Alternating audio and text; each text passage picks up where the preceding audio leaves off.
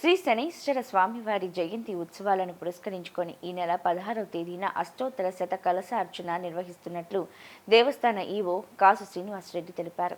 శని అమావాస్య జయంతి కలిసి రావడంతో భక్తులు విశేషంగా తరలివచ్చే అవకాశం ఉందన్నారు. వారికి అసౌకర్యం కలగకుండా అన్ని ఏర్పాట్లు చేశామని ఆయన వివరించారు.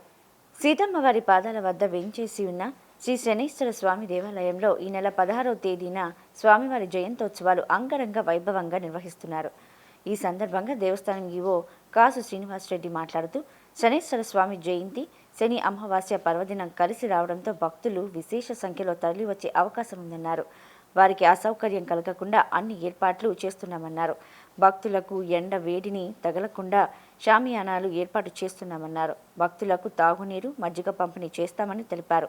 భక్తులంతా ఈ ఉత్సవాల్లో పాల్గొని స్వామివారి కృపకు పాత్రలు కావాలని కోరారు. దేవస్థాన ప్రధాన అర్చకులు తూటుపల్లి శ్రీమన్నారాయణమూర్తి మాట్లాడుతూ శనీశ్వర స్వామి జయంతి శని అమావాస్య కలిసి రావడం చాలా విశేషమని తెలిపారు. ఈ నెల 16వ తేదీన అష్టోత్తర శత కలశార్చన శనీశ్వర హోమం నిర్వహిస్తున్నామన్నారు.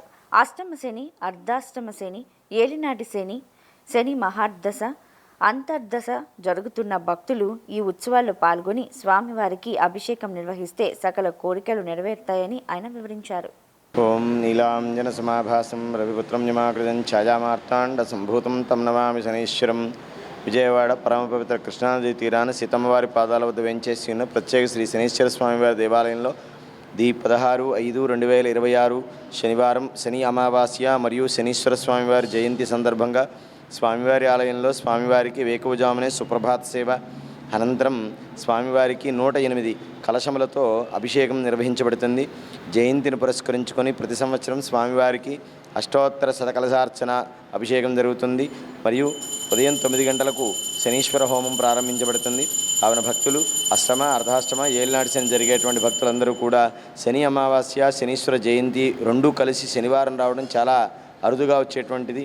చాలా సంవత్సరాలకు కానీ రాదు.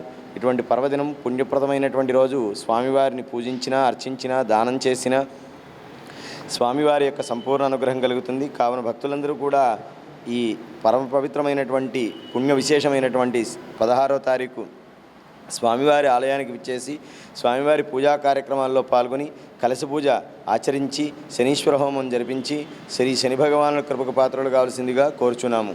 వివరాలకు దేవస్థానం కౌంటర్ నందు సంప్రదించండి. శనీశ్వర మహారాజ్కి జై. మే 16వ తారీఖున శ్రీ శనేశ్వరాలయంలో స్వామివారి జయంతి సందర్భంగా భక్తులకు ఉచిత ప్రసాదములు మరి అన్నదానము మరియు ఉచిత మజ్జిగ పంపిణీ ఏర్పాట్లు చేయటం జరిగింది. భక్తులు ఎండలు తగలకుండా వారికి షామియానాలు ఏర్పాటు చేయటం జరిగింది.